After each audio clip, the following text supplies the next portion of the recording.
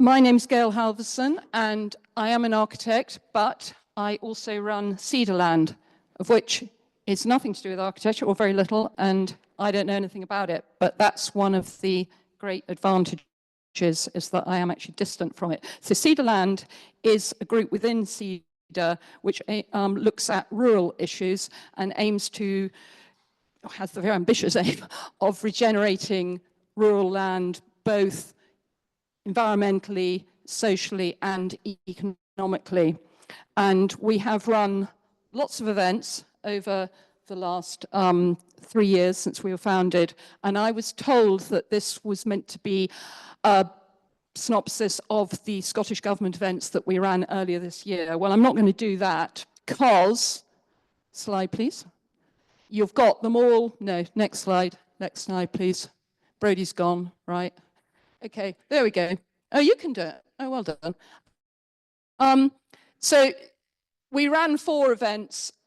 I'm not going to talk a lot about them, but the conversation we're going to have today is a follow-on from the conversations we had there. They were mostly about value chains. They're the 4 on the outside. They're all available on our website. The reports that went to the Scottish Government are available, and some lovely short films, which I will show you now. But it's also related to an event, the most recent event we had, which was solving the land use jigsaw, which was held at Go Falkland. And if nobody knows what Go Falkland is, please look it up. It's a fantastic regenerative farming festival held at Falkland Estate. It's an outreach of the Groundswell Festival that's held in England. So today we're going to talk about the theme is going to be store and flux. And I'm not going to try and explain that to you because that's going to be explained by our scientist, who's going to be the first speaker. But store and flux in relation to soil, farming, food, and forestry, and water systems. And we've got fantastic speakers on all of those as they speak. If Scotland is going to be self-sufficient and resilient as possible, it's going to dramatically change. It's going to look very different from what you see it now, and hopefully that will come across during the talk. As always, the format for this is the same as all SEDA Land events. So we have short presentations by speakers, then we have a quick panel discussion, and then we open up to Q&A with the audience as soon as possible. So what I would like to start with is Jeff Squire will be speaking, but before he speaks, you're going to have a teaser of another project we've done over the last year, which is designing a digital game with Adaptation University about land use and all the decisions you make on what you plant where and such like affect the outcome of the game. And that is going to be available on our website very soon. We launched it in August, and we have already applying for funding to develop it to the next stage. So it's a really, really exciting thing. And you're going to have a quick teaser. We see the light here to guide us home,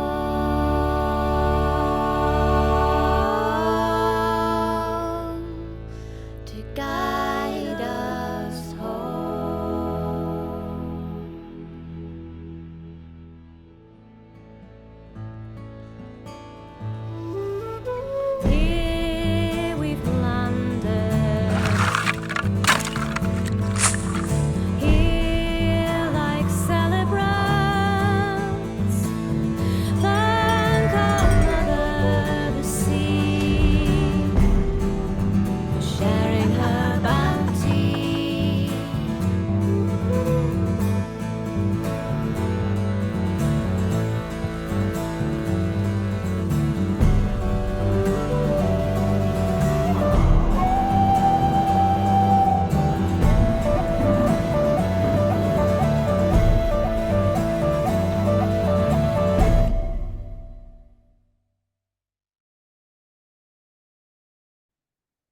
So hopefully that will make you all grab for your phones to play the game, but it's not there yet, but it will be very soon. But as I say, it's only the first iteration. There are still we still need to make some tweaks. So although you can play it, it's going to get even better with the second iteration. Now, so this leads me on to my first speaker, who was on the design team for this. He was the scientific advisor, Jeff Squire from the James Hutton Institute, his title being Honorary Principal Scientist, and he agroecology, ecological resilience, food security, and environmental impact. So he knows it all, and he is a real, I hope he's going to appear actually sometime. Can we just say hello to him before we have his slides? It'd be nice to say hello. Oh, right. Okay. Well, you will see him. Can you hear me? He's a lovely man to look at too. But he was so inspirational in the game, because not only is he one of the top scientists in soil, he also knows everything about Scottish mythology. He brought in the idea of using the Cayley and such like, and was telling the students about the Pictish standing stones, which are one of the things which you time travel through in the game. So there's Jeff, and Jeff's going to start by explaining store and flux, and then talking about soil and food. Okay, can you hear me all right? Yes, we can. Good. Well, thank you for the opportunity. Stone and Veil, the title of the game, stone implying some degree of permanence and establishment in the landscape. And the veil in this is esoteric lore, these places where creatures might pass through from one world to the next, implying a flow or a flux. The ecological analogy of this is store, the ecological store, for example, the soil, and the flux, for example, of solar radiation, sunlight, and rainfall. And among the questions that you can see one there, a big flux hitting a dam, brought up in the discussions with the students was, can Scotland or the UK or anywhere survive the next big flux? And this is what we're going to talk about now. You got your hand up, Gail? I'm trying to get Brodie's attention to put the first slide up, please. You're talking about it as if it's there. All right, we're working on it. Oh, here it Next slide, please. So what are big fluxes? Well, there are biophysical ones like tsunamis, volcanoes, earthquakes, and so on. And there are ones that are caused by human influence, war, blockade, pandemic, and whatnot. Now, these are different, but they do interact with each other, and often one will trigger the other. And the question in the game was, can we survive these big fluxes? And well, yes, the answer is if we are prepared, we can survive some of them. Next slide, please. Sorry, Jeff, there seems to be a technical glitch. Oh, there it is. And how are we to prepare? Well, the crucial thing is to understand the ecological store, whether it's a managed system like agriculture or forestry, or a natural one. The store is mainly generated by plants producing organic matter, which binds with particles of bedrock, but also includes the extensive microbiome, the invisible organisms, the invertebrates, and of course the higher animals. And we take it also to include human knowledge and experience, because often when that's obliterated, the store is in danger. The fluxes, some examples are given here of solar income and rainfall, the water cycle. There's also the nitrogen cycle. And science must understand the crucial elements of the store and the fluxes and determine what state they have to be in order to ensure survival. Next slide, please. Now, the store is very delicate. This balance between the store is made by the fluxes, and also the store regulates the fluxes. And if the store becomes damaged or degraded, the skin of the earth becomes thin, then even quite a minor flux, big flux, can destroy, as in this erosion gully in Southeast Asia. And it was interesting to see that in the last couple of years, there have been erosion gullies like this appearing in Scotland as well. Next slide, please. And very often, a very big flux two big fluxes will combine to cause devastation. And the US Dust Bowl is an example of where there was a human flux taking away the vegetation, and then a kind of meteorological flux, which really caused massive dust storms and famine and hardship. I'll read these lines out from John Ash, writing in 1948. The pioneering axe and plough rapidly upset the interplay of natural forces that had formed and preserved rich soils. The same tide that rolled the frontier forward from the Atlantic rolled back nature's stabilizing mantle of trees and grasses and bared virgin soil to weathering. So how can we avoid this? Next slide, please.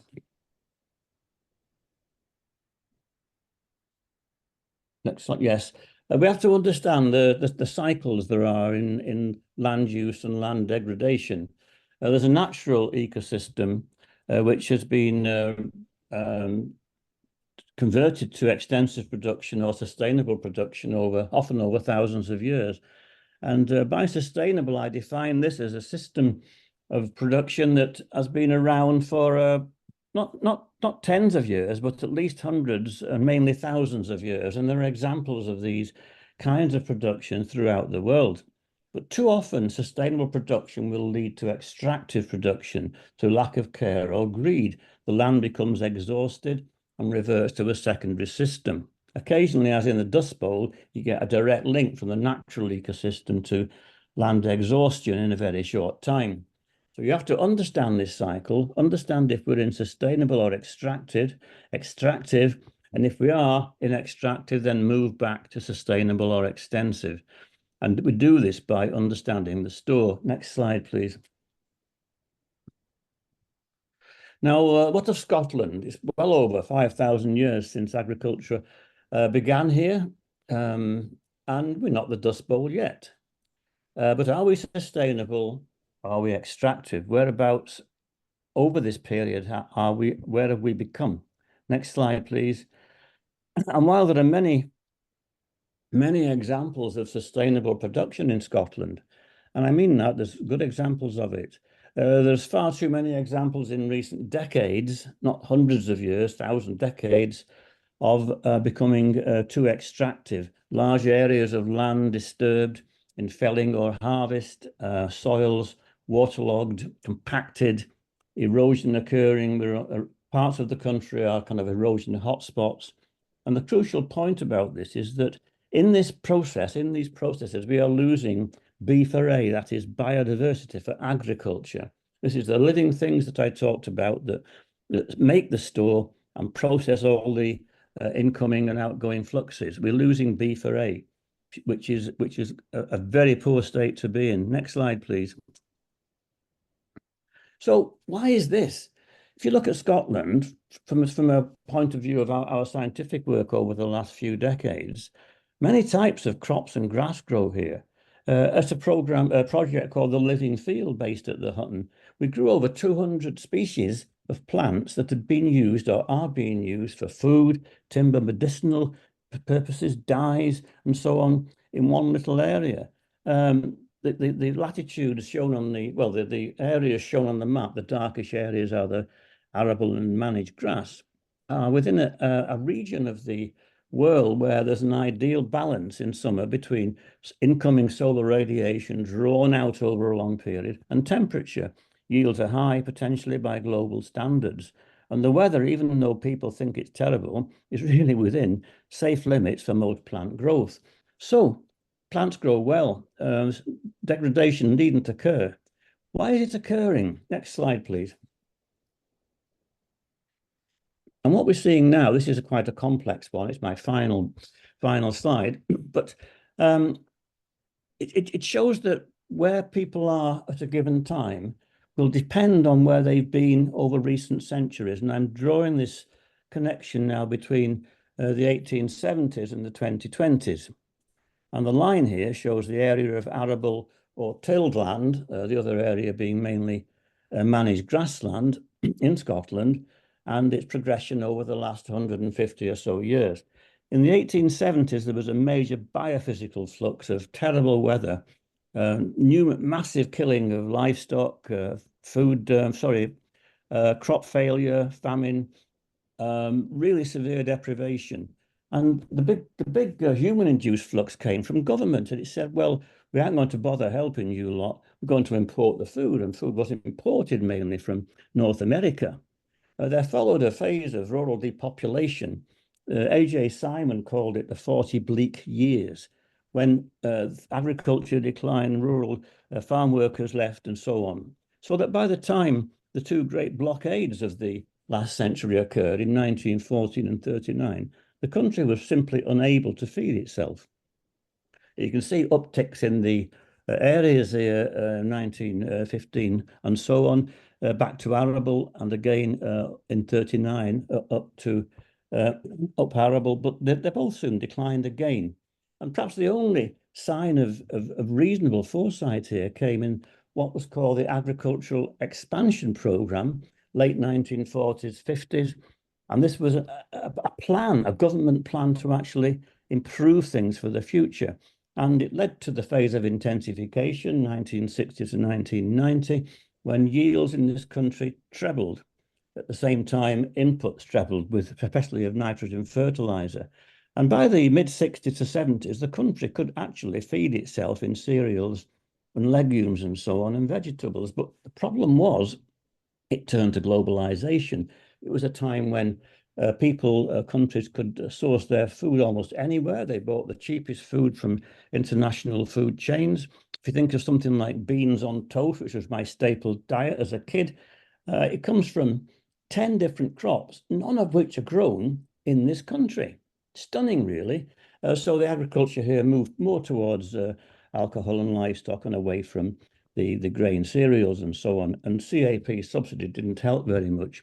The problem is, and the result is that now pollution in the region is really up. Biodiversity in general is down, as you know, but particularly the beef array, the microorganism biodiversity that supports agriculture, is down. We're still as reliant on food imports as we were in the 1880s, and the disconnection continues. So there's a long history here of being ill-prepared, and you just have to ask, why is it that government has enabled this to happen? It's enabled it, it's not let it happen. Next slide, final slide, please. And I think the only way out of all this is the groundswell, the numerous small organizations that are trying very hard to improve the land, understand the soil, provide food systems that are local and nutritious. I think this is the way to go, because time and again, governance has shown that it's not up to the job, it's too short term. So I'm ending on a positive, but there has been a good 150 years here of quite negative. And I'd like to just go over what the Gail said earlier. Phase 1 development was a load of fun. Adaptation students and staff brought a lot of new questions, and those who tried to answer it in SEDA Land and James Hutton Institute we're enjoying the process. So thank you very much for inviting me. End. Thank you, Jeff. As you know, you're not allowed to go yet, though, completely, because we'll be having a Q&A later.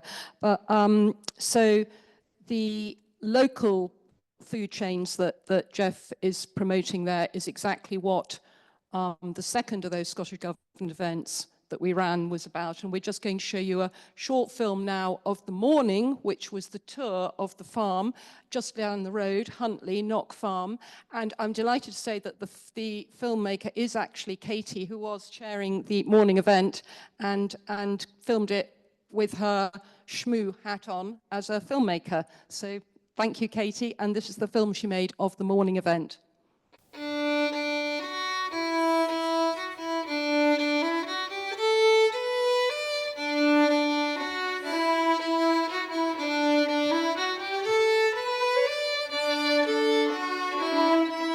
We are 1,320 acres, 530 odd hectares, mixed farm, organic since 2006. We run a herd of suckler cows, a flock of breeding ewes, and grow about 200 acres of crop, mainly spring barley, but also beans and a little bit of buckwheat. We also have a livery business here, so you'll see a few horses around the place. We produce a certain amount of electricity from small turbines and PV. We have a biomass heating system, and we sell stones, mainly for landscape. If we're trying to look at soil in terms of it being a healthy soil for living and growing the crops and the organisms that live here, first thing we'd look at would be soil structure. But there's a visual estimation method of looking at the soil structure. What we do is we look at, first of all, the degree of development. So is there a good structural development? We then look at the shape. Are the beds, are they granular, are they blocky, are they prismatic, not here, or are they platy, that's horizontal.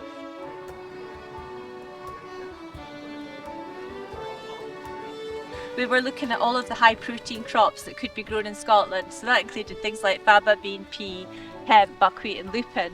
And the two that we've taken forward, because we've had the best results from, is really hemp and buckwheat.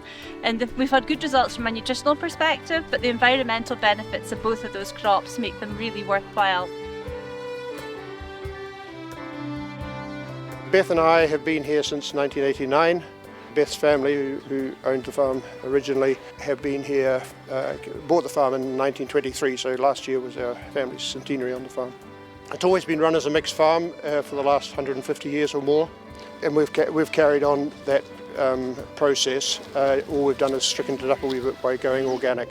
Of the 1,300 odd acres, something like about 350 acres of it is not farmed. It's down in trees, or it's down as commercial woodland, amenity trees, conservation areas, moorland and that sort of thing. So that leaves us just under 1,000 acres which we do farm. Of that, about half of it is rough grazings and half of it is in the arable rotation. So there's only about 500 acres of the farm is in the arable rotation. Agroforestry, it's a word which has been used around the world to describe an integrated approach to growing trees and farming on the same piece of ground. So it's an intercropping, if you like, and it's where both land uses gain and there's a overall benefit to the practitioner on the ground. Personally, I think it's an essential part for farms who are thinking about the future, because we live in a changing climate and trees have an awful lot to contribute to that aspect, both mitigation, adaptation, and they're tied in with water management. Water management and trees kind of go together. If you're thinking about both those things, you're going to be building resilience into your farming system. Our barley is mainly malting barley we grow. We grow also for feeding our own livestock. That generally goes away for malting.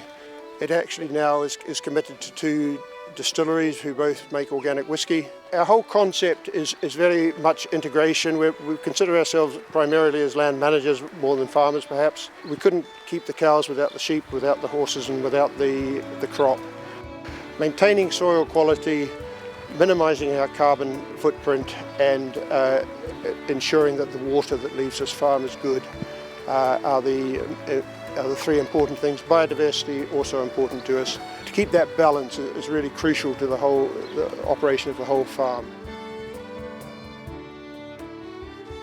In this capsule there lies a story, an ancient tale of seasons past and golden glory, plants spent, bloom faded, past weathered to hardened skin that speaks in hushed whispers of the tale within, of soil and rain and sun and oncoming seasons chorused through by insect hum and another year that's yet begun.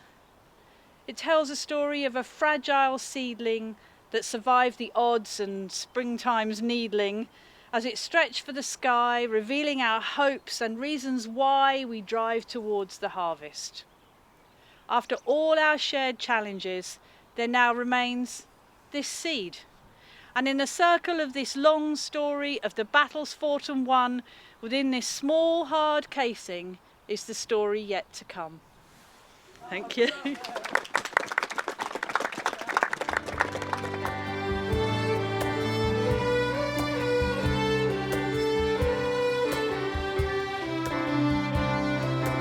So the next talk is by Andrew McQueen of McQueen Silviculture, and Andrew manages the forest in Moffat where we held the 3rd of the Scottish Government events, And about that at the end of Andrew's talk. And I think we can call Andrew a regenerative forester. It's a term not really, no?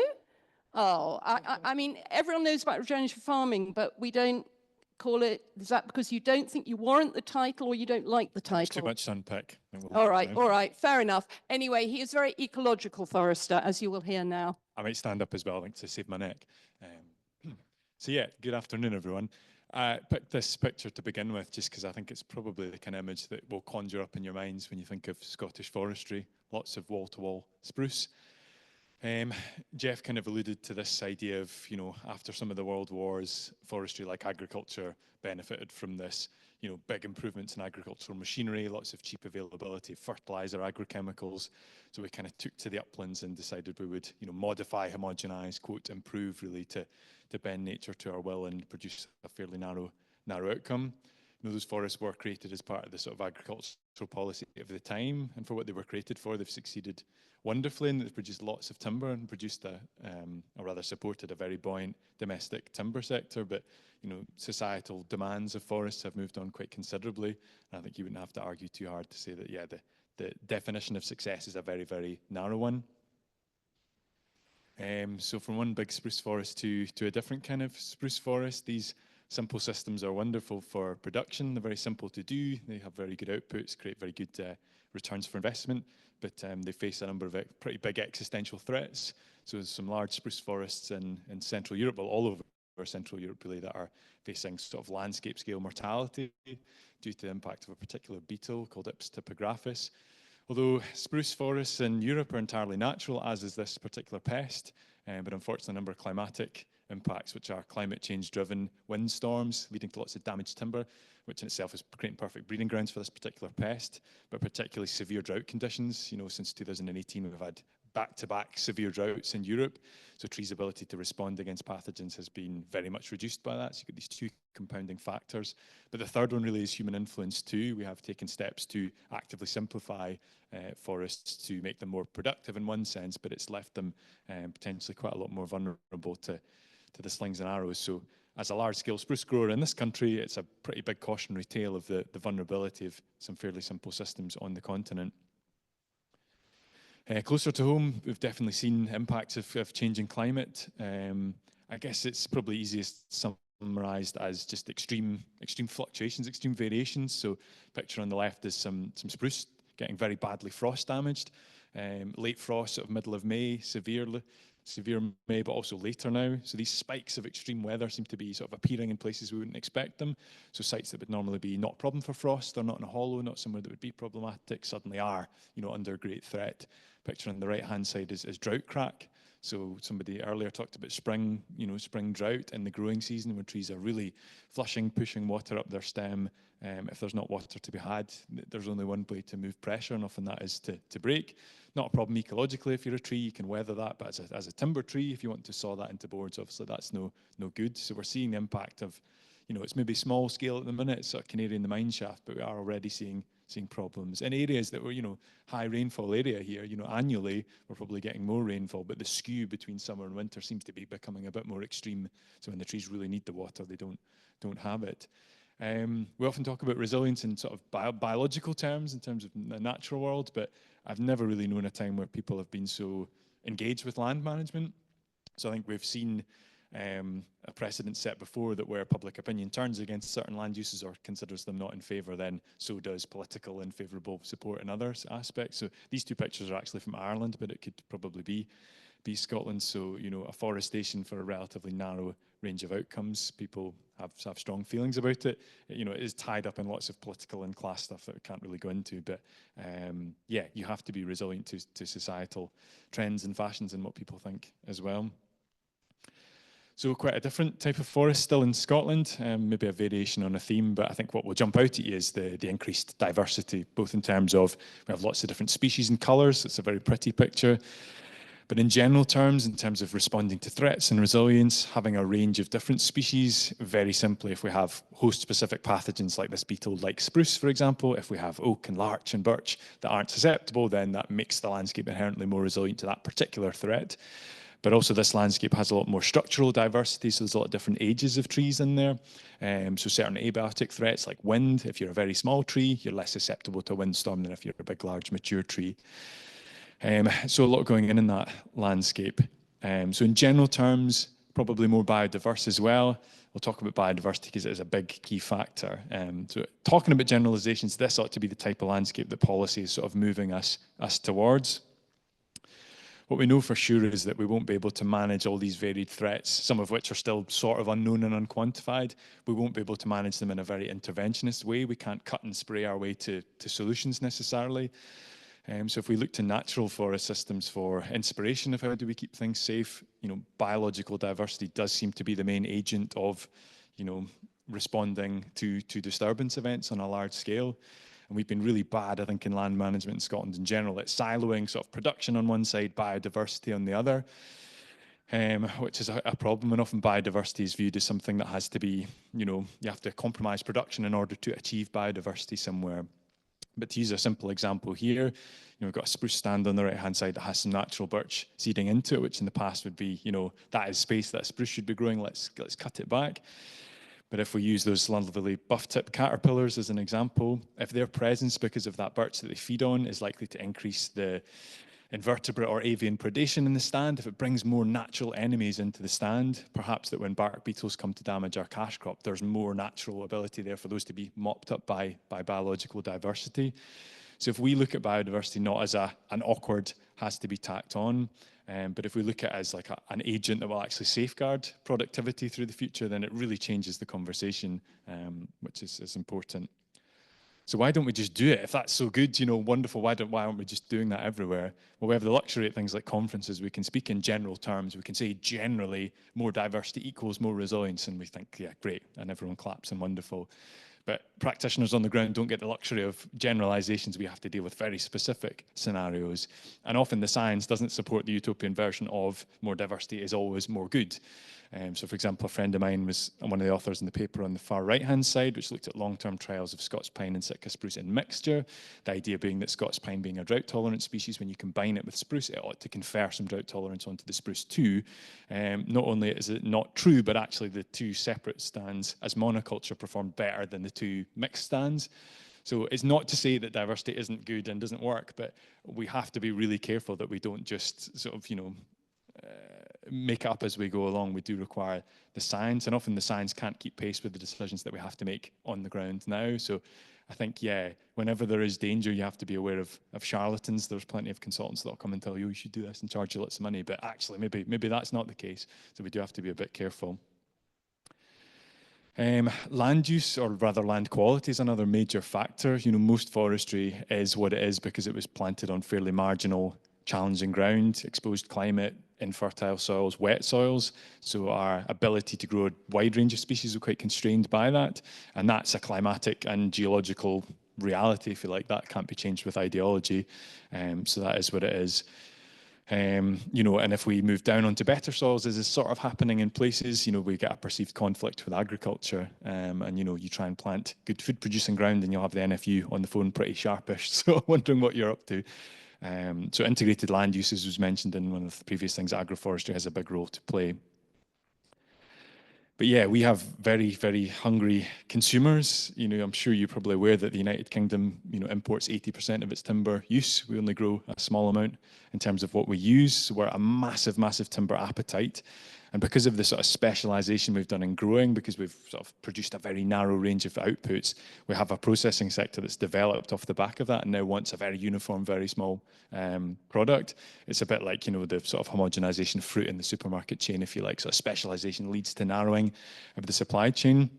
So on the one hand, society may well demand we want forests that look the other way, but if we're used to a supply chain that just deals with one particular uniform product and we suddenly throw them 10 species, it takes some time for them to be able to deal with that. If society decides that regenerative forestry is the way forward and that industrial forestry is the devil, then, the Guardian article says, sorry, industrial forestry is bad. Do we turn up to James Jones and say, sorry, we've got to shut the gates because society deems this unworthy? So there's a lot of big trade-offs in there. Also, what confidence do we have of the alternative supply chain if we if we take that wonderful landscape that's very, very diverse, we've turned the dials up on biodiversity, we've turned the dial up on, societal acceptance, but do we also, in doing that, do we turn the dial down? Sorry, I'm being waved at. Am I missing time? 1 minute. Yeah, that's cool. I can do that. Okay. That's fine. I'm on track. What is the consequence of offshoring all of our timber demands as we currently do? And the Royal Society of Edinburgh did a report a while back that sort of shrugged its shoulders to say, well, we mostly import from Europe and North America, so it's not really a problem.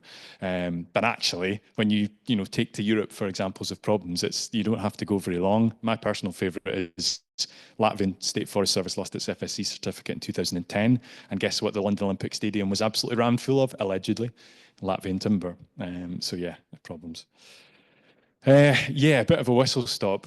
So adaptation and resilience are, they're great words for conferences, but they are difficult to unpick when you're actually practice on the ground. But I think the danger of these existential threats on the horizon does create quite a good space for conversation. When standing still is equally as dangerous as taking a great leap into the unknown, then it does create space for lots of conversations, but it requires everybody in the chain. So I'm always very grateful to Gail for always including the start and the end, because often our growers would say of architects and things, they know what they want, they only want this, you can't grow this because they don't want it. But I'm not always sure that that's the case, and having these sort of full supply chain conversations really help dispel some of those myths. So thank you. Thank you, Andrew. I think that last photo is of his wood, but now you're going to see a film of it, so you'll see it in its full glory.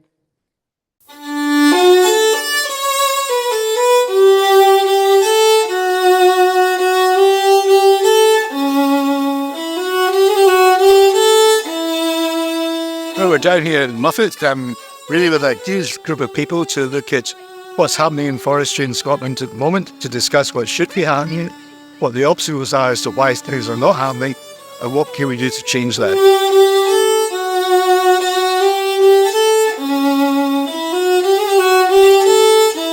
We are having a tour of Crofted Forest, so we're going to see lots of different planting patterns and some different species, and hopefully give people some inspiration. It's about 250 hectares. It's a mix of existing plantations in the 1970s, which we're restructuring. And I guess what's maybe unusual about the project here is that we're slightly lower elevation, slightly better soil types than forestry normally gets to operate on. So we have a lot more options in terms of species diversity. So we're growing a wide range of species, but also species in mixture with each other, partly for timber reasons, but also partly for things like biodiversity and for climate resilience.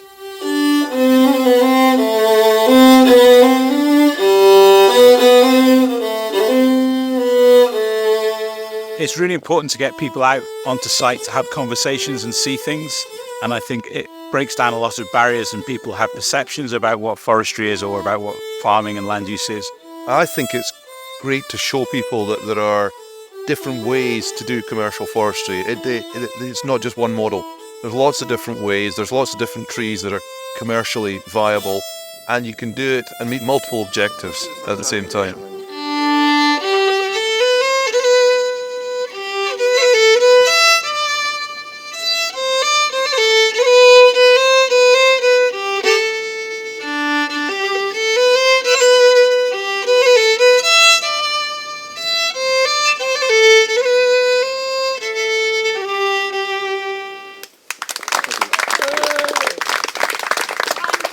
The birks o' Croft Head stand and wait for times to come and grow more great, more closely, often, tall and straight. The birks of our Croft Head. Thank you.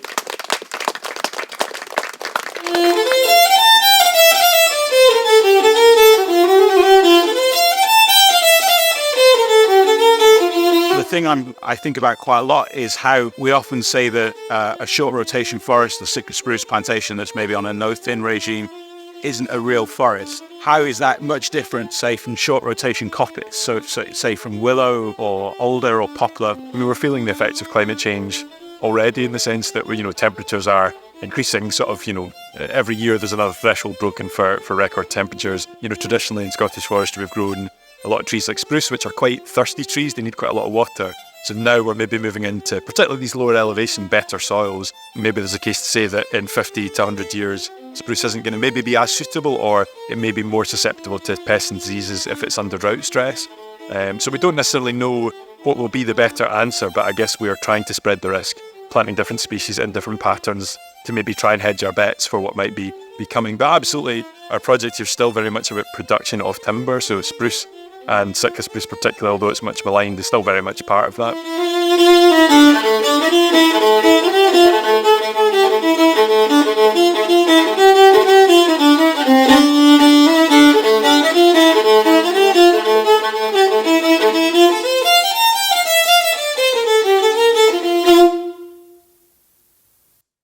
All the music and poetry, by the way, is commissioned newly for our events. Not every event we do, but certainly the Scottish Government events are all newly commissioned and will all be available on our website soon. Well, the recordings are all there, but we're going to have a separate page. Eleanor, one of our volunteers, is doing an arts page too, because we've had, 50 artwork, and we've had so much, we're going to make a page for it on the SEDA website. That's the last of the films. We would have had one on water if we'd got more money from the Scottish Government. That would have been our next one. So next year, but now to talk about water, we've got Catherine Payne from Sniffer, title being Senior Climate Resilience Manager, and she is a climate scientist and a flood risk management person. And a quote that I pulled out from when we had our chat before this was, complexity will need to be embraced, which I thought was a very nice, just succinct message for what we're about. So over to you, Kat. Thanks, Gail, and thank you very much for having me along here today. See if I'm pointing it in the right place.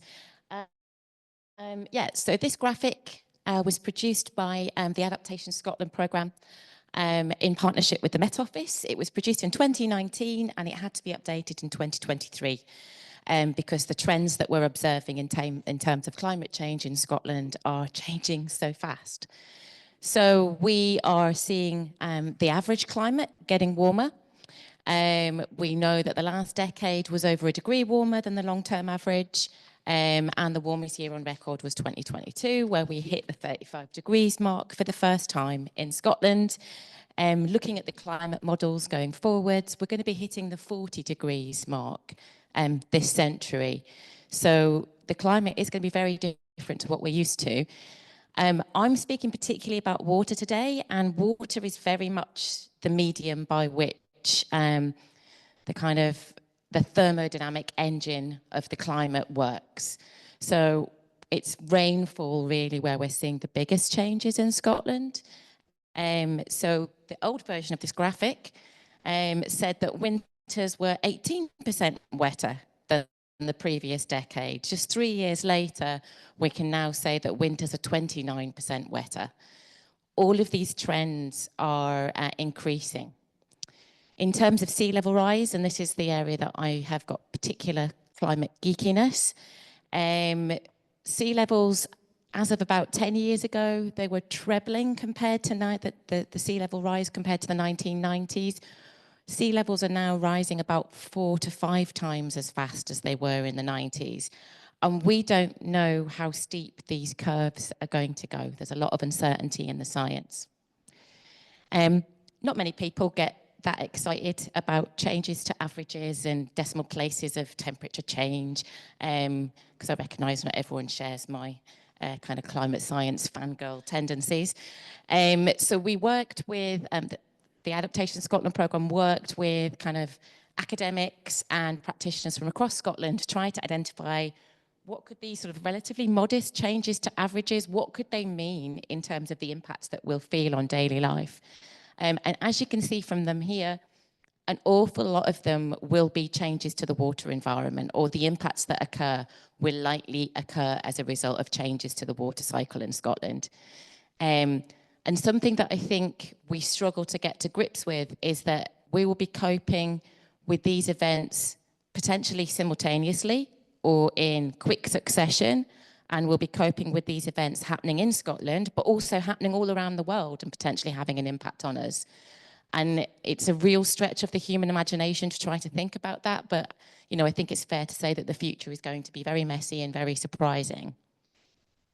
In terms of adaptation and why we're all here today, I think generally adaptation people can't really visualize it. If you say to somebody, we need to take climate action, they'll think about, oh, right, yeah, renewable energy, electric vehicle, get on my bike rather than get in the car. Or they might think about carbon storage, but most people don't really think about adaptation. But what does it look like? Well, it's any action to reduce vulnerability to actual or expected impacts of climate change. To say that we need to focus on adaptation is not to denigrate the other two. We need to be getting to net zero as soon as possible. We need to be capturing the excess carbon that's in the atmosphere. But in terms of protecting ourselves from the impacts, which we know are inevitable now because of time lags in the atmospheric system, we have to be thinking about adaptation.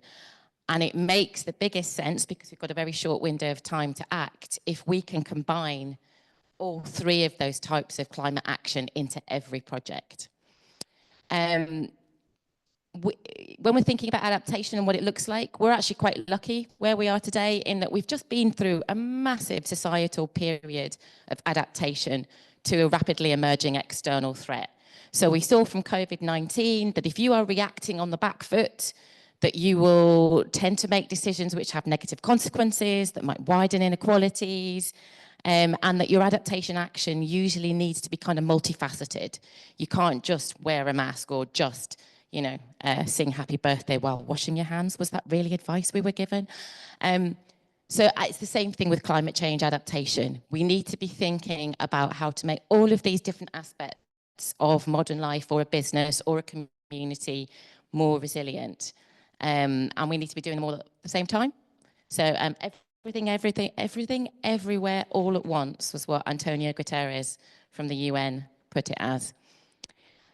So thinking more specifically about the water environment, well, climate change itself originates from kind of problems of flux and store. We have effectively moved a huge geological store of carbon into now being an atmospheric or ocean-based store of carbon. But how it's going to play out in the way that would be most threatening to us will be via water. So for every degree of warming that we get, the atmosphere can hold 7% more moisture. So effectively what that is going to do is it is supercharging the water cycle. Unfortunately, water is one of the really hardest things to model in climate models. Cloud cover, evapotranspiration, the jet stream, the Gulf Stream, sea ice dynamics, all of these things are really, really tricky to model. So there is a lot of uncertainty. We know, for example, that the Gulf Stream has weakened really significantly in the last 2 decades, but we've only got data back to 2001. We know that a lot of the sea level rise projections, they don't look that bad this century. We think, oh, 60 centimetres, that's not too bad. But actually that doesn't include a contribution from Greenland and the Antarctic, because that was put in the too hard to model. We can't put this in the IPCC report. So we could be facing multi-meter sea level rise this century. But the dynamics that lead to these changes are really hard to model. So this is the area where I'm a climate skeptic, and I've worked with models for 24 years. All models are wrong. Every single climate model is wrong, but some of them will be useful. And that this kind of gets to the grip of the climate crisis. We don't have a map of the future that we can use anymore. That, you know, we can't use the past as a guide. So the future is going to be messy and surprising. And in terms of rural land use, but also urban land use, we have to be thinking about this supercharged water cycle in particular. There's some really good resources on the Adaptation Scotland website, and this I think is one of the most useful. It's called Climate Ready Places. And what it does is it sets out 6 stereotypical Scottish landscape types. There's lowlands, uplands, coastal, urban, suburban, and industrial. I think that's all of them. And it shows you what they might look like before adaptation, and it shows you how we might need to change them to make them more adaptive and resilient. So this is a typical lowland. You can see that there are canalized rivers. We can see waterlogging of ground. We can see homes and critical infrastructure built right up next to major watercourses. And we can see, you know, that there's not really a lot of space for nature in this picture. And this is a version of where it's adapting. We never say that a place is adapted.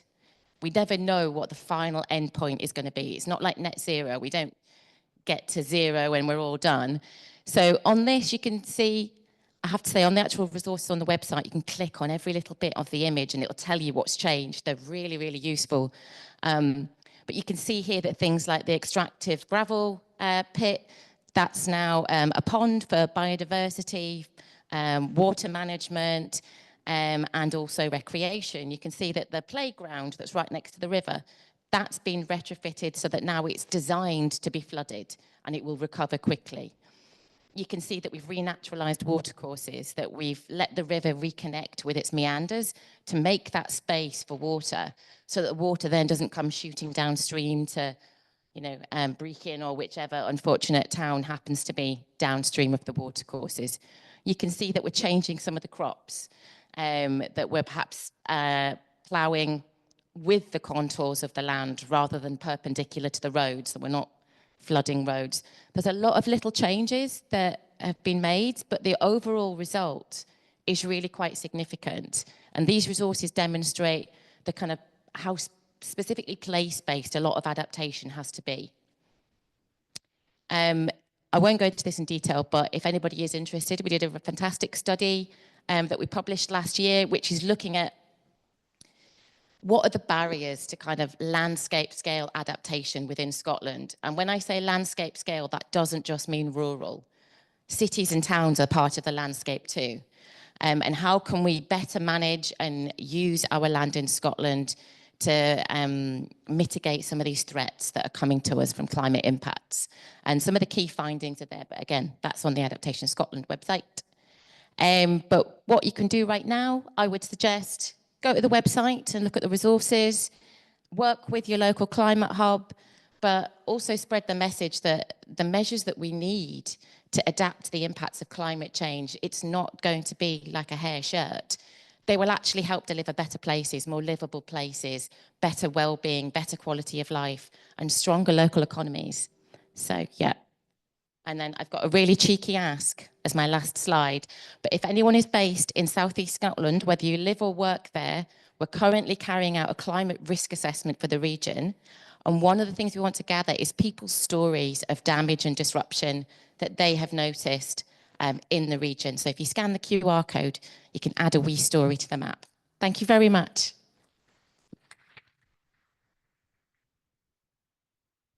Thank you very much, Kat. Now I'm just going to ask a couple of questions and then I will try not to abuse my position as chair, because I could ask questions all afternoon, but I will open it up to the floor. But I'm going to start with Kat. You say we don't really know what's going to happen. We don't know if it's going to get warmer or colder. I mean, first of all, to you, Kat, is there a point where we really might start getting indication that the curve will be going exponentially, and therefore we know the direction it's heading? Because then my next question is for Jeff, and could we have Jeff up on the screen, please? Yeah, for Jeff and Andrew, is how the heck do you adapt if you don't even know if we're going to be 10 degrees warmer or colder in 2050? So Kat first, please. I would say that by 2050, the trends are relatively set in terms of they will be shaped by past emissions. It's once we get beyond 2050, I think, potentially, that there is the risk that there could be some big systemic changes to the climate if we pass certain tipping points. So my gut feel is that kind of as architects, we should be thinking towards heavyweight buildings, primarily because they're good in extremes of heat and extremes of cold. And that would be kind of the approach that I think we have to take, which is to think flexibly and think what can work in a range of different scenarios. I mean, I should say that things like kind of Gulf Stream collapse, it's still an out there, it's a more remote possibility, but Stefan Rahmstorff from the Potsdam Institute, who's kind of like the world leader in thinking of this, he does now say that we can no longer describe it as a low probability event this century, which is quite heartening. So yeah, the fact is the models are only going to be able to point us in a general direction, but we can't wait for them to be settled before we act. We are now going to have to just act in a period of uncertainty.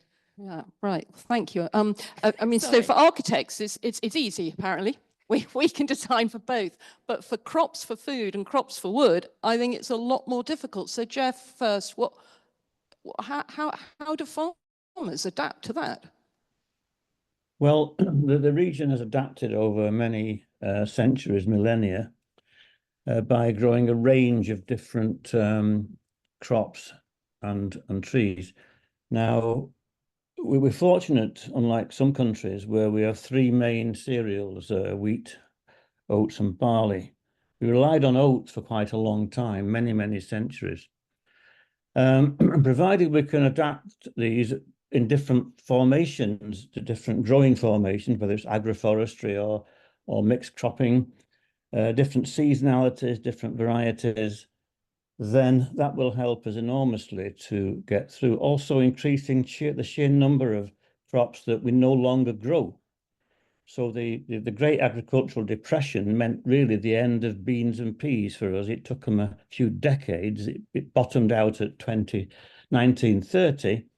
But the idea is to resurrect and bring back as many of these kinds of plants as possible, grow them, and there are individuals and small groupings doing this anyway. These plants will have different temperature ranges for best growth. And I think that it's going to be tricky, but to do nothing is disastrous. And I think we have to, first of all, improve the soil store, the actual ecological store at local and landscape scales. Introduce and test out more of the lost crops that we've got. Reduce emphasis on the very major crops that we might continue to have, such as malting barley. I'm sorry to say that for those who grow it, but it is a very dominant crop now. And work towards it quite quickly. It's not as though we're starting from nothing. We're starting from a fair bit of experience and knowledge. And I think that we take heed from the regenerative farmers that are already doing it. The same applies to grass. Instead of just growing one grass, perennial ryegrass, in the 1800s, they were experimenting with 20 species mixed grass seeds. So 20 different species going into a field of grass for grazing, and these species compensated for each other. They compensated for all manner of different threats against them, against the sward. And we've lost that, but it can be easily brought back. Thank you, Jeff. So going to be drinking less whiskey, I'm afraid, folks. I think was bottom line more there. quality whiskey. Okay, no, quite right. Andrew, trees. Yeah, obviously it's not an easy one, but we're lucky in forests that trees and forest environments can create their own favourable microclimates effectively. So at the moment, our dominant system is sort of rotational clear felling and replanting. So the forest grows, it's removed, and you're back to open ground conditions. So I think where soil and climatic conditions permit, different styles of silvicultural systems where you don't remove the overstory entirely to expose these young seedlings to the full extremes of drought and whatever, you can keep some tree cover behind to moderate the microclimate that they grow in and to try and ameliorate some of that stress effectively. And yeah, like Jeff has mentioned with grasses, trying to widen the palette of tree species. But I genuinely do believe as well that increasing biodiversity of plantation systems will hopefully increase the amount of just natural moderators of these stress and insect epidemics and things like that. It's not a panacea because, yeah, nothing is, but it will certainly do no harm to. Okay, thank you, Andrew. And my second question is sort of picking up on something which the panel touched on this morning. It's about taking hearts and minds with us. And I'm going to use an example which Kat will know well and correct my figures on, but I live in Mid Lothian. We are upstream from East Lothian, where they are proposing putting a 1.8 metre high concrete wall around the beautiful historic estuary of the Esk, and it's going to apparently cost £10 million. Now, if they planted trees on the village just near me, at the cost of near a 10 or a little over 10 million, they could have the same result. Obviously, it takes longer, but the farmers there don't want trees. They're not going to sell their land to plant the trees. So how do we, and this, this relates to, the foresters, the farmers, and Kat, you're dealing with all these people. How do we take hearts and minds so that they understand the bigger picture and they will change what their practice? Start with Kat. I think the first thing you need is an established evidence base, and actually to acknowledge perhaps So, for example, the regional project that I'm leading, you know, it's really easy for local authorities and local planning departments to just think within their kind of red line boundary and not think about these kind of broader flows and fluxes across the landscape. And actually, you know, so southeast Scotland, you've got huge movements of people commuting to work. You've got lots of satellite towns and dormitory suburbs. And then you've got, you know, what the fact that, you know, as you say, what goes on in the Pentlands has a massive impact in terms of flood resilience within Edinburgh, within East Lothian. But there are such few regional structures to actually allow us to think and operate and partner at a regional level. And I think that is a really important step that we need. The first is kind of gathering the evidence and actually presenting the evidence and collaborating with stakeholders from every kind of sector and community you can imagine to gather these stories. Then it's working together to prioritize what these regional actions might be. But then, yeah, there's a missing structure of power in terms of, you know, who has the authority and the investment to make money, to make decisions for a region and to think collectively, not just kind of parochially. Yeah, no, thank you. And bioregioning being a very good example. I mean, and BioT side. Jeff, farmers, you deal a lot with farmers. I mean, one problem, of course, with farmers is it's a way of life. It's not just a business. Often it isn't a business. It's only a way of life. You know, how do we change mindsets? It is difficult to deflect existing interests, but I'm heartened by the fact that we could not have had this conversation 30 years ago. It would have been almost unheard of to talk in these terms about the future.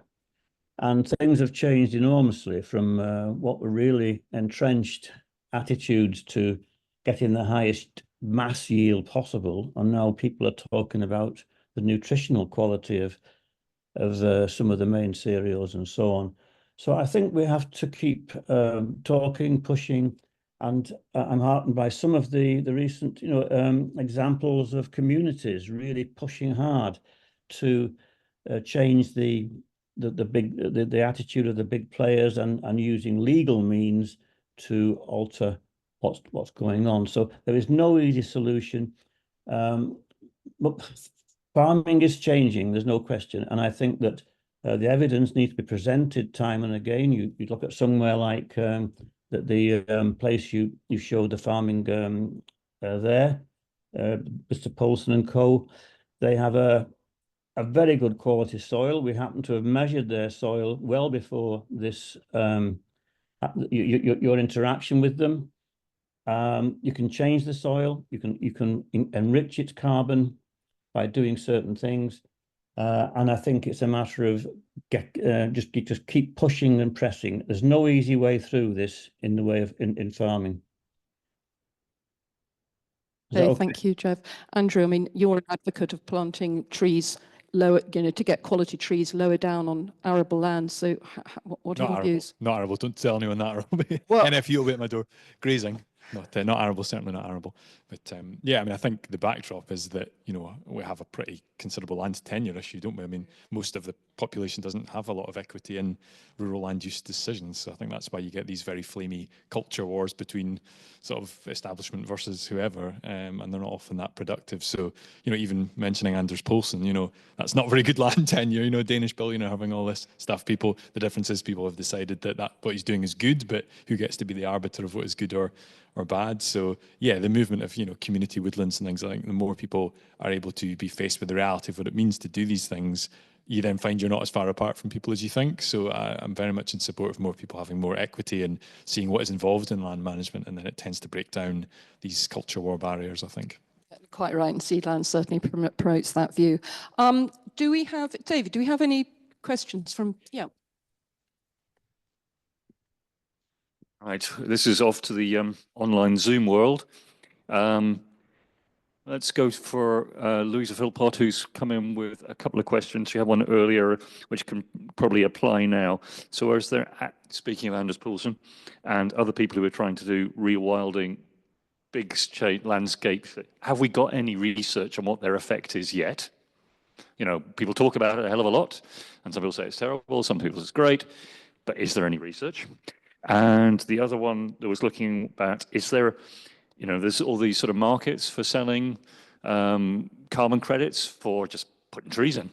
Is there any sort of investment opportunities for the things that we're talking about that might be more productive? So the urban stuff that people talked about this morning, or the stuff you're doing, is there a market for people to invest in that? Or is that just, you know, you have to do it on your own?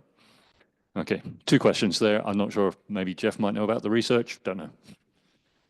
I mean, certainly with rewilders, I mean, my big bone of contention with them is that they don't talk about people, or only in terms of tourism, which is a low skill, low economy job. So that's my bone of contention with them. I think what they're doing ecologically is very good, but I think they need to include people and work in much more imaginative ways. But so which of the 3 of you would like to take up either of those points? The second one being very thorny one, which I'm very glad I'm not going to have to say anything about.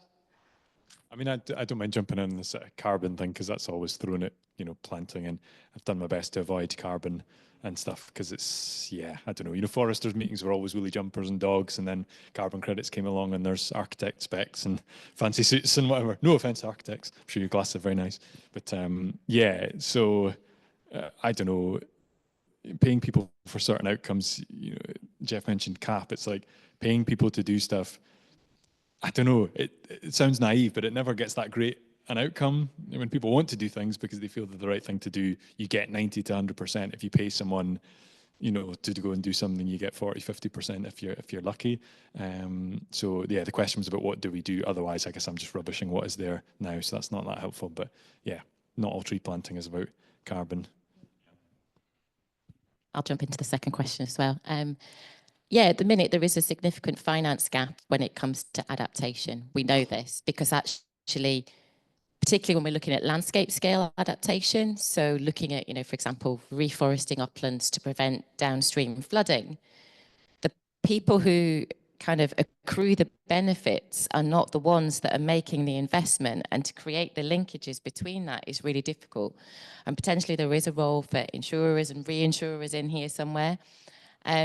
Thinking about a more urban setting, there's a really good example recently at the Craigleith Retail Park in Edinburgh, where Scottish Water, the landlord, various tenanted properties, and I think another couple of partners in the project have actually all worked together on nature-based solutions to reduce the surface water flooding problem there. And there's some quite innovative finance techniques that they've used. So I think there's a case study on the Adaptation Scotland website, and I think the case study is also on Scottish Water's website. But I would urge people to look at that. Yeah, and in terms of things like sort of tree planting, we know that we're not going to achieve net zero without adaptation. If we are just growing trees for carbon and carbon credits, there is no incentive to make sure that, you know, these trees actually survive for any sort of time period. We're seeing carbon credit forests in California going up in flames this summer. They're not doing a very good job at keeping carbon emissions out of the atmosphere. So just to plant on the basis of carbon would be really, really foolhardy. And we need to look at reward systems that actually reward behaviour because it's good for a multiple range of reasons. Thank you. Jeff, did you want to come in on either of those? Just quickly, I must say I'm against carbon markets and carbon credits because they don't. You have to sort out what is the state of the particular soil and environment in the locality that you're dealing with first, and whatever that state it is, you have to bring it into a good sustainable condition. Now, to me, the sort of idea of using that as a carbon credit is fine, but there's no checks really on how this is done, and you can mess up the world somewhere else and sort of make yourself feel good by getting carbon credits somewhere else. And it just doesn't sit squarely. You have to deal with the land that you're concerned with first, get that in the right state, get the landscape around it all connected up in the right state. That will reduce emissions and store carbon, but that shouldn't be the primary aim of it all. And I must say, I'm not in favour of these kinds of markets. Can I just very briefly add, like, as a forester, I think the carbon one for us is the material substitution thing. If we grow wood and use wood when you would be using something with much bigger embodied carbon, then that's the one. I don't think the sequestration is that amazing, to be honest. Yeah, interestingly, Craig White of Agile Homes, he's launching on the FTSE 100 new credits that you can buy in his homes, which give you both environmental and social points, because they are affordable homes made of timber that is keeping the carbon in. So that's an interesting one to look out for. Have we got, yes, hello, question already, before I've even invited you. That's what I like to see.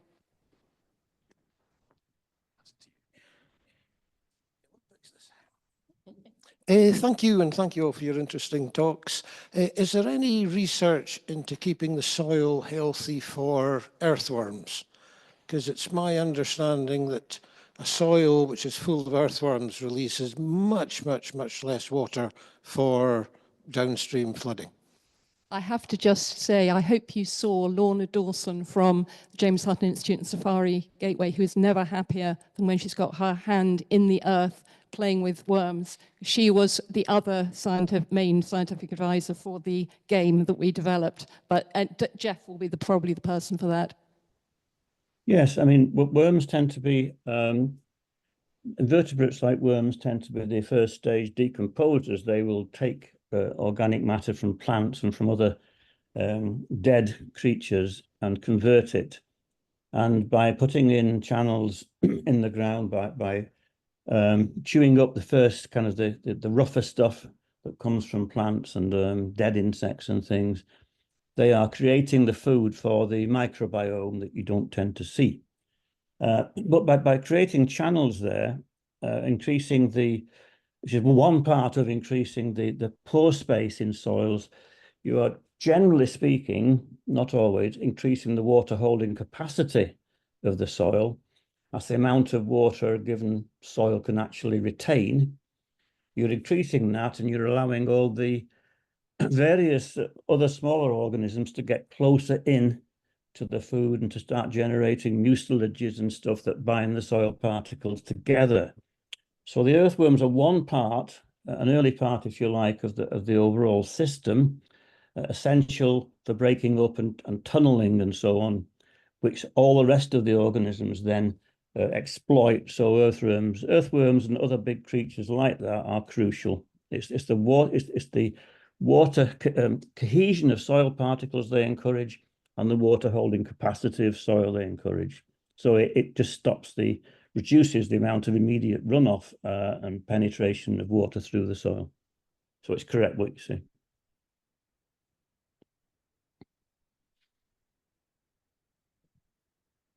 Any other questions from the floor or from remotely, David? Oh, Tom's got one. Magda. So I'll try and frame this in a positive way if I can manage it. I guess it's principally for Kat. It's about the adaptation strategy. I mean, 9,000 years ago there was this subsea landslide off Norway that caused a massive tsunami, which devastated the Mesolithic communities across the east of Scotland. But they weren't very fixed in the landscape, and they recovered and they adapted because they weren't as fixed as we were, when the Neolithic came along. And ever since then, we've been settling along our coasts and along our rivers, which now leaves, our places vulnerable to climate change, especially in Scotland, more than other places. And, our crops may be on annual cycles, and our trees maybe 25 to 70 years. So there's one more set coming before your 2050 mark. But practically all of the buildings and places that we're going to be in till the end of the century are already with us. So we're not going to be building lots of new buildings with this big mass. We're going to be retrofitting if we manage to get ourselves together.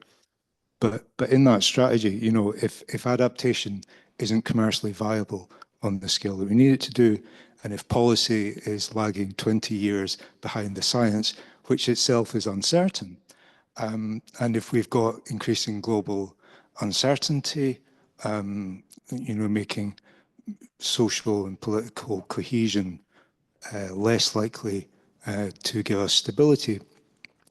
Is it, I'm just wondering about the people that are going to be left most vulnerable to impacts are, of course, the people who have the least resources to cope, in these settlements that we have.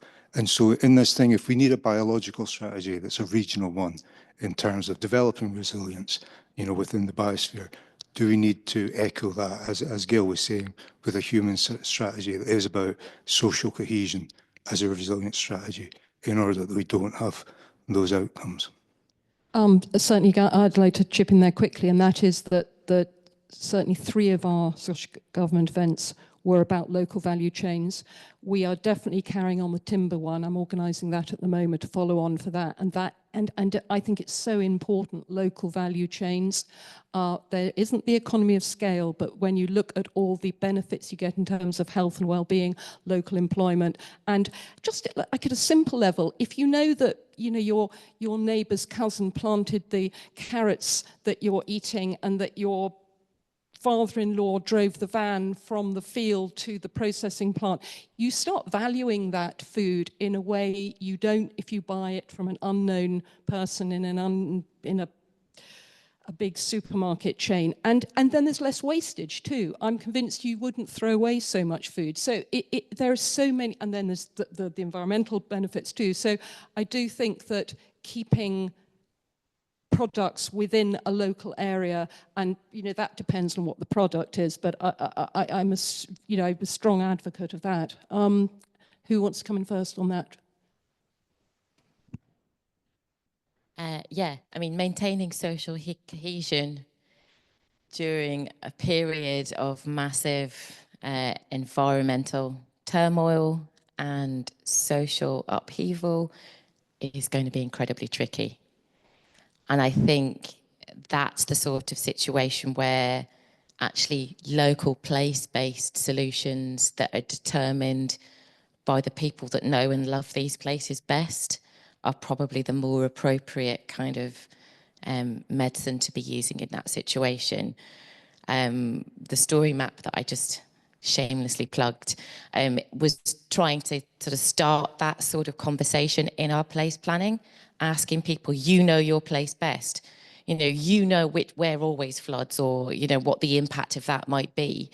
But at the minute, there's very few ways for that local knowledge and lived experience to be valued in our placemaking. It's getting better with like local place plans and stuff, but I think that's a really important avenue.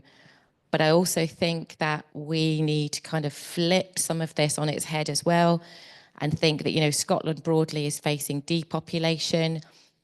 Climate refugees will become a significant part of our lives, and then over the next probably 1 to 2 decades. And we need to take that for the opportunity that it could be for our place, that we can provide shelter to people coming from parts of the world who maybe cause the least historic greenhouse gas emissions, but have borne the consequences, but that they can actually enrich our places and our society. But in the current rhetoric about immigration, that's going to be a really tough ask. Jeff, do you want to add anything before we end off? Not particularly on that question, I don't think. Any other salient points? You're always full of them. Oh, well, then I think what we have to do is we've had three sort of people looking at different things: soil and agriculture, forestry, water. And I think we all agree, the 3 of us, that these things are combined really as one. You can't look at agriculture and not look at trees. It's a ridiculous way that the vested interests and governments are treating these things. You can't look at water, trees, and agriculture and food as 3 separate things, and they are too often regarded as quite distinct. So I would say, and I'm heartened by the 2 speakers who advocate the joining up of these different enterprises and land uses. So I'd like to end on that. We just need to keep going at it to convince the powers and the vested interests that they have to change their ways of doing things. Thank you. Jeff, and thank you for that was a nice note to end on, because that's exactly what SEDA Land tries to do, bring everyone around the table together. So if we could have Jeff, we'll have to say goodbye to you, because I'm about to put the slides up, the final slides. But so I will do my thank you. Thank you very much, Jeff Squire. Thank you, Catherine Payne. Thank you, Andrew McQueen. And then it's just to end off to say, I'm not going to plug all our events coming up. Look at the website for that, but I will plug our land resource pages. So the only thing up there at the moment is not forestry. It's been worked on at the moment, and there will be a forestry cog up there soon. But this is the go-to place, first stop for anything you want to know about these rural sectors. So yes, SEDA Land. I mean, the other thing I will mention we're doing next year is a Green Careers Fair in Edinburgh, and I'm very excited about that. And if you would like to get involved in that in any way, please do approach us. But yeah, I think it's just a final slide. I can't remember what that is now, actually. I think there's one more slide. Oh yeah, that's the end. Thank you.